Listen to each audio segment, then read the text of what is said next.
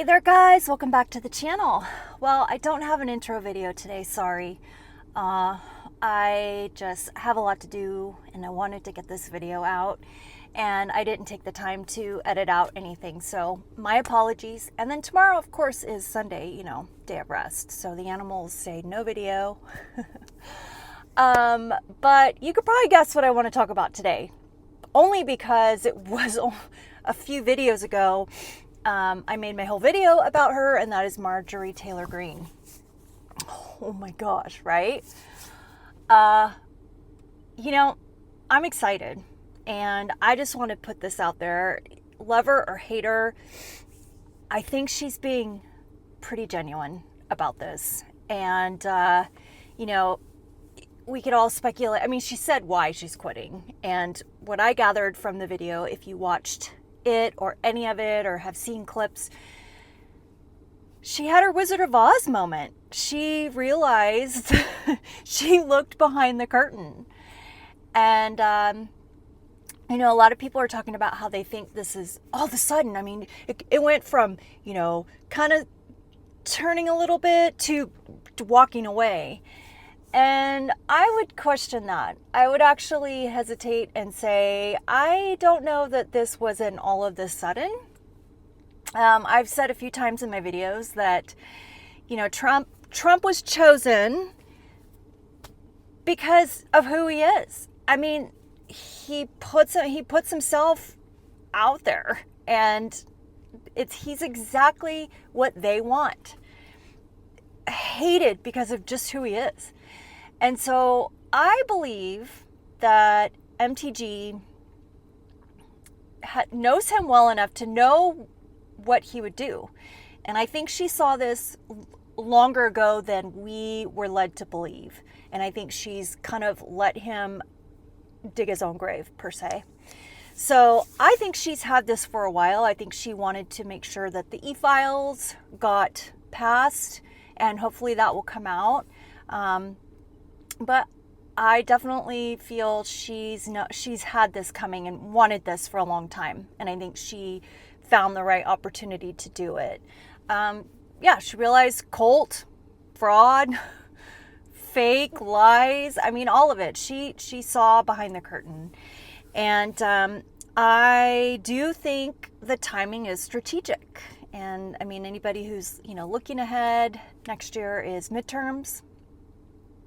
I don't know if she'll go or stay, but she made a lot of references in her video. Yes, she made it about Trump being out for Trump and not America first, but she also referenced the swamp, right? I mean, she basically said both parties they've been bought.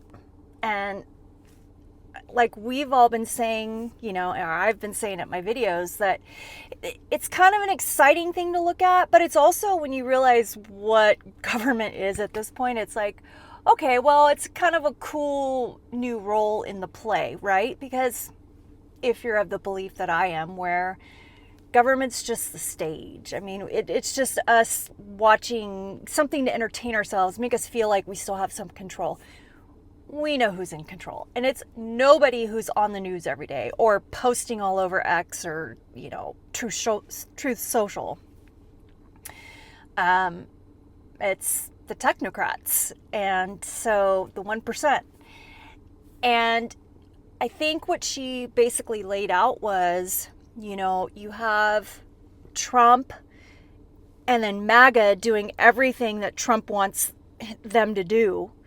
But Trump's just doing what the 1% wants him to do. So when it trickles down, there's no leadership.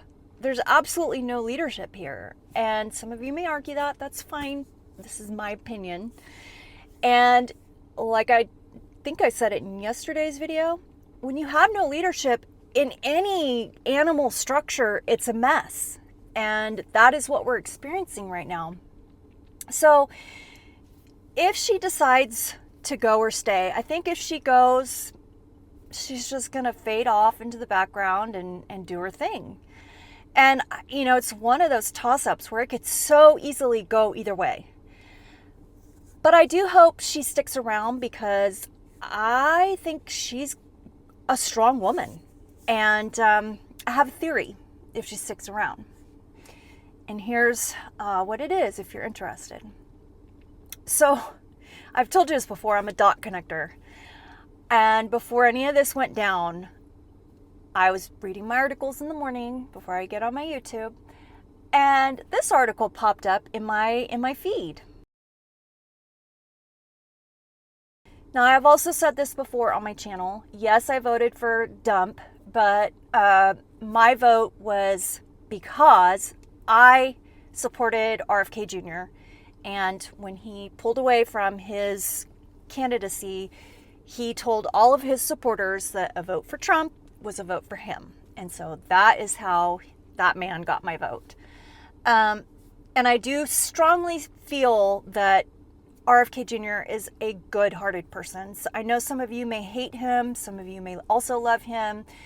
I'm not going to go too much into it, but I think he is for Americans. And I know some of you may say, well, you don't like Trump and he went under, his administration, so that writes him off. I get it. I could see that. But I also think that he is in his 70s. He really wanted to run for president because he had our interest at heart. And I will say he also knows and follows the Constitution. But he knew when he pulled out of it, when he didn't see a direction to win, he still saw an opportunity, even if he had to basically sell his soul to get into government and do something positive for the American people. And I believe, agree or disagree with, his approach to where he's at right now. I strongly believe in his heart, he is kind. He has our best interest. And, that is where he saw an opportunity to do it. I kind of always chuckle because I think a lot of people misunderstand him because they don't want to take 5 minutes to listen through his vocal cord issue. And I think that's where a lot of his words get misconstrued and he gets misunderstood because people hear clips that have been pulled out. Kind of like when I first started hearing of Marjorie Taylor Greene, I was like, oh God. But if you listen to him and you take the time and struggle through his vocal cord thing, you'll find probably a lot of the things you thought about him aren't true. So, as with everything these days, right? But I do believe he is doing what he's doing because he believes in it and he believes it is to the best of American citizens. Now, where I'm going with this is when he was running as an independent, so he started out as a Democrat, he didn't see a way in through that party, so he branched out and he started his own independent party called We the People. And he eventually got on, I believe, enough states that if, each of those states he would have gotten the electoral vote, he could have won. So they made a lot of strides. They went out, they got tons of signatures to be officially a party in, I believe it was 8 states maybe. But they were on the ballot of 24 states, I think. I'm trying to remember. So anyway, he pulled out August of last year and, stepped away from the party. However, in September of last year, some of the people that were running his campaign relaunched that party. So it has not gone away, and it's called We the People.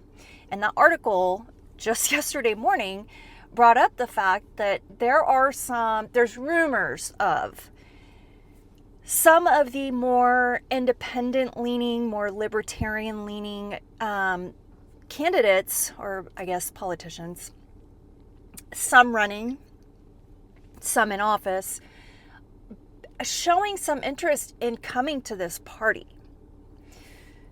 Now, hear me out.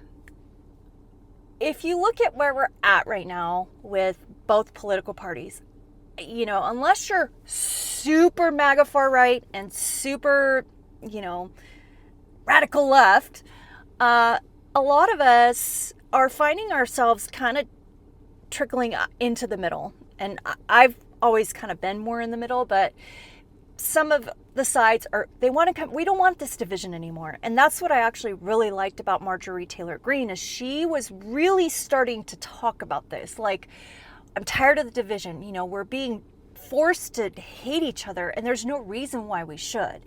So I think she's really been campaigning toward this. And that's what I grabbed onto when I heard her talking about this. And of course, I had no idea where this was eventually going to go. But my theory is I have a feeling if she stays around, there's a possibility that we may see this We the People party that RFK Jr. started as an independent start to come together. And my thought is, some people are like, oh, she's running for president. I don't know if her aspirations are that big yet, but I do know that she could run for governor in Georgia. Now, Georgia did not adopt the We the People party, but if you think about the movement and all the publicity that this is getting so far, her enthusiasm, I think she's got a lot more people supporting her than dumping on her. Her enthusiasm moving in, if she keeps that momentum, she may be able to single-handedly flip Georgia into an independent state. Just a thought. And there is another libertarian running for governor in New York. His name is Larry Sharpe. He's an interesting character. I actually have followed him for a while too. I kind of found him around the campaign last year, somehow with RFK's thing, but he's got some neat ideas. He's different, but he's got some neat ideas. And then they're also kind of throwing in the Massey for Kentucky. So I do think there is some movement for these guys to maybe start putting their foot in these states in positions like either representatives or governors that kind of start a little bit of a purple wave. And that's 2026. So if we start rolling the ball on these representatives, governors, running as independents, and I know there was a guy also that he ran for, was it Nebraska? He was cool. I don't think he won, but his idea, he was just your everyday blue collar worker, for the people. And I think there's enough of a movement and enough enthusiasm where people are sick of both parties. I mean, the Democrats are struggling right now. They're like, we don't know where to go. Like, do we go, radical left, or do we go more toward the center? And I think they're going to try both. And then of course, well, the other side, that's just a messy divorce right now. Nobody wants to see that. It's like the train wreck. You're like, ugh. I think there's enough disturbance going on both sides that we may able to usher in and be a little more open to something different. And I think we could start seeing a purple wave. I think this is the direction. And, it may have been that, like I said, timing wise, I don't know if this all just happened so fast. I believe there could have been I don't want to say a trap, but if you think about it in that sense where she's wanted this for a while and she just waited for the right time, closer to 2026. I mean, who hasn't heard about this, right? And it just happened last night. She's got momentum, and I think she may have played her cards just right. Timing wise, looking at what's going on with MAGA, looking at what's going on with the e-files. I think she may have had this planned for a while. And I think there may be some other ones in the background where they've been having some secret meetings and thinking about doing this movement, going towards more of a libertarian, independent party movement.